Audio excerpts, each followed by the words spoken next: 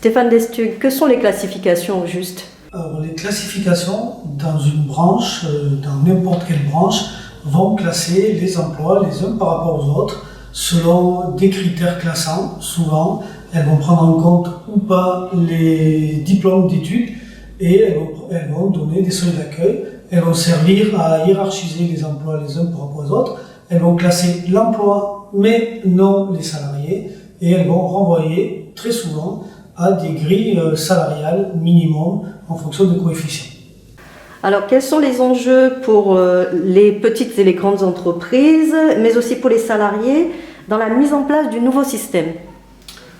Pour l'ensemble des entreprises, que ce soit côté patronal ou côté salarial, les enjeux sont importants. C'est l'occasion pour tous de se questionner sur le travail réel, de se pencher sur la gestion prévisionnelle des emplois et des compétences, de valoriser l'ensemble des compétences mises en œuvre, de fidéliser les salariés, de leur donner des perspectives de carrière. La façon d'y arriver ne sera pas pareille dans les grandes entreprises ou dans les petites entreprises. Dans les petites entreprises, il faudra se pencher fortement sur la convention collective, s'appuyer sur le guide et au besoin de se faire aider par des cabinets extérieurs, souvent, parce que c'est complexe. Dans les grandes entreprises, les enjeux sont d'améliorer le dialogue social, d'associer les salariés et les représentants du personnel dans des commissions paritaires de mise en œuvre. Comment y arriver? Partout où cela est possible, la FGMM-CFDT préconise de mettre en place des accords de méthode qui associent les employeurs, leurs représentants des salariés et les salariés eux-mêmes, qui doivent permettre de créer les fiches descriptives des emplois, de pouvoir les faire valider par les salariés, d'avoir éventuellement des cotations paritaires et le tout de s'assurer que le classement respecte bien la hiérarchie des emplois. Cela évitera forcément des désagréments pour les salariés comme pour les employeurs.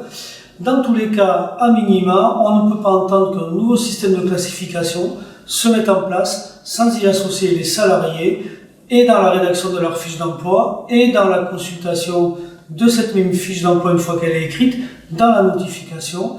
Le guide paritaire doit être porté à la connaissance de toutes et tous et par tous les moyens nécessaires, soit en version papier, soit en version numérique, comme cela est prévu dans la convention collective.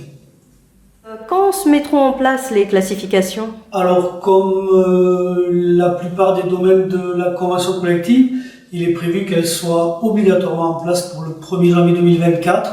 La seule partie qui se met en place en avance, c'est la protection sociale en 2023. Mais il ne faut pas attendre le 1er janvier 2024 pour s'y mettre.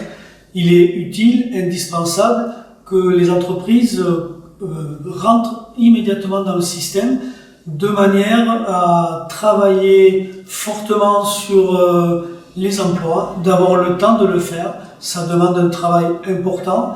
Il est donc forcément utile que les infoconsultes telles qu'elles sont prévues dans la convention collective démarrent avec l'association des salariés et nous préconisons à la CFDT que cela démarre dès que possible.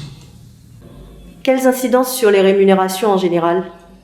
Alors, sur les rémunérations, il est constaté régulièrement que lorsqu'on met en place un nouveau système de classification dans une branche, la masse salariale de la branche dans son ensemble est soit en augmentation de 3 à 4%.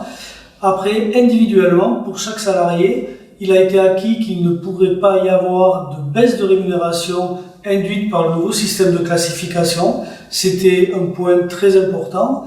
Donc, même si le salaire minimum attaché au futur coefficient viendrait à être inférieur au salaire minimum que vous avez actuellement, vous êtes assuré de conserver à minima la rémunération que vous avez. Donc, la nouvelle classification ne peut entraîner qu'une augmentation des rémunérations ou à tout le moins un niveau de salaire égal.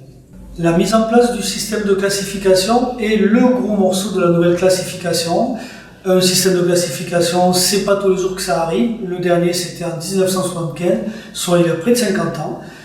Il est important que l'ensemble des salariés se saisissent de ce nouveau système, soit en regardant la convention collective sur ce chapitre de classification, soit en s'appropriant le guide paritaire Vous pouvez retrouver tous ces éléments sur le site www.sfdt-fgmm.fr. N'hésitez pas à aller régulièrement chercher les informations sur ce site.